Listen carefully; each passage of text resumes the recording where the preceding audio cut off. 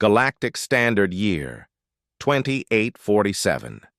Station Kepler 9 orbited a dying red dwarf, its metallic hull reflecting the faint crimson light that barely penetrated the observation deck's reinforced transparasteel.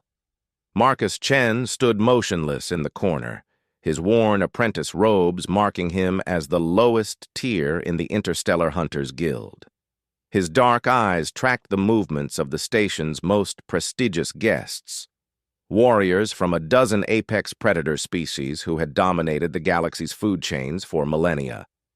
Princess Vextha of the Crithian Empire reclined on a hover throne, her chitinous exoskeleton gleaming like polished obsidian.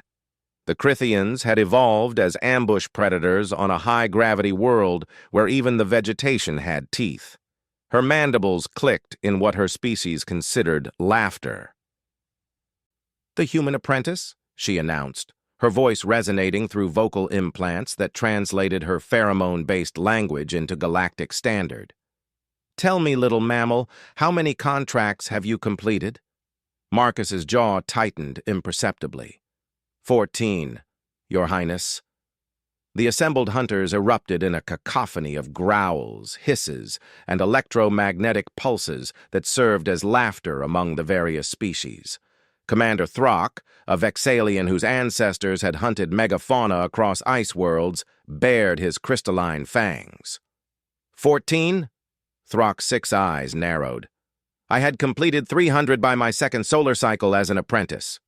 Princess Vextha leaned forward, her serrated forelimbs tapping against the armrest. "Humans. Such fragile creatures.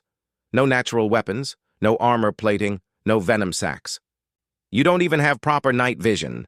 Why the Guildmaster tolerates your kind in the apprentice program remains a mystery wrapped in incompetence." Marcus said nothing. His biometric sensors, standard issue for all Guild members, showed his heart rate remained steady at 62 beats per minute. A Crithian's resting heart rate would be 240. "Perhaps," the princess continued, her mandibles spreading in what approximated a smile, "we should test the apprentice. The Zarathian deep stalkers have been terrorizing the mining colony on Threshold 7. Apex-class threats, armored hide that deflects plasma fire, adaptive camouflage that bends light, and neurotoxic spines. The Guild has lost 4 veteran hunters to that nest." She gestured with one serrated limb toward Marcus. "Bring me proof of their elimination, human, and perhaps I'll acknowledge your species as more than evolutionary accidents." The station's atmosphere processors hummed in the resulting silence. Guildmaster Krell, a massive Dravothian whose species had clawed their way to the top of a world with 3.2 times Earth's gravity, rumbled disapprovingly. "Princess, that's a suicide mission for—" "I accept," Marcus interrupted quietly. Krell's facial tendrils writhed in concern. "Apprentice Chen, you don't have to—" "With respect, Guildmaster, I accept the contract." Threshold 7's atmosphere composition made it ideal for heavy industry and terrible for most oxygen-breathing species. Marcus descended in a modified dropship, his breathing apparatus filtering the methane-rich air, while his hazard suit's cooling systems fought against the 78 degrees Celsius ambient temperature. The mining colony was a graveyard. 37 corpses, including 4 Guild hunters whose reputations had spanned star systems. The Zarathian deep stalkers had been thorough. Marcus knelt beside the remains of Hunter Prexival, a legendary Crithian warrior. Neurotoxic spine wounds, 17 of them. The deep stalkers hunted in coordinated packs, using their adaptive camouflage to attack from impossible angles. He pulled a small device from his equipment harness. Not standard Guild issue. Earth technology, crude by galactic standards, but effective. A seismic mapper. For 6 hours, Marcus crawled through the ruins, placing sensors at calculated intervals. The other species relied on enhanced predatory senses, electroreception, pheromone tracking, heat pits. Humans had learned to rely on something else. pattern recognition, and technological augmentation. The seismic data painted a picture. 3 primary tunnels, 1 secondary nest chamber, estimated population of 47 deep stalkers. Their movement patterns showed intelligence. They rotated sentries every 2.3 hours and never used the same ambush position twice. Marcus smiled grimly. Intelligence meant predictability. He spent another 4 hours modifying the colony's abandoned mining equipment. The Zorathians' adaptive camouflage worked by analyzing and mimicking electromagnetic signatures in the visible spectrum. But mining equipment operated on seismic and sonic principles.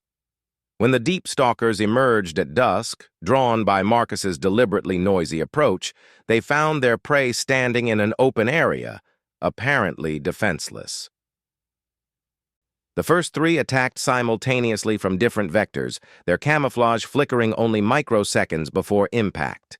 They met not flesh, but precisely timed sonic pulse waves that Marcus triggered with foot switches.